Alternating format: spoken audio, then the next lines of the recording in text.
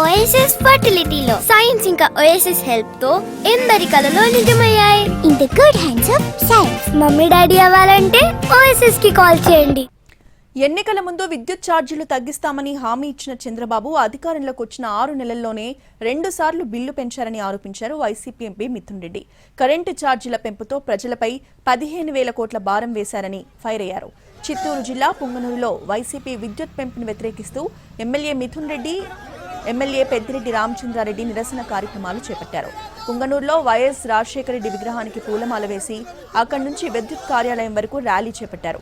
విద్యుత్ అధికారులకు వినతి పత్రాన్ని అందజేశారు. ప్రజల పక్షాన వైసీపీ ఎప్పుడూ పోరాడుతూనే ఉంటుందన్నారు. రాష్ట్రంలో కొన్ని ప్రాంతాలని చంద్రబాబు అభివృద్ధి చేస్తున్నారని, వాటి కోసం లక్షల కోట్లు అప్పు చేశారన్నారు.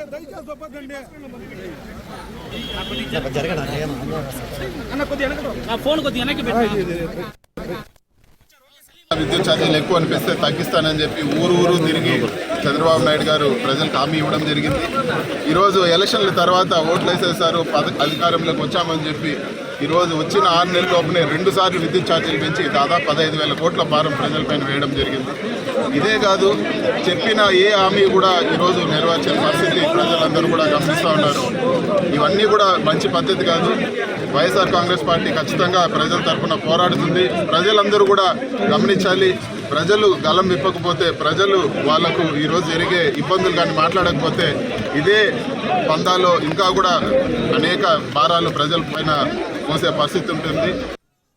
ఛార్జీలు ఎక్కువ అనిపిస్తే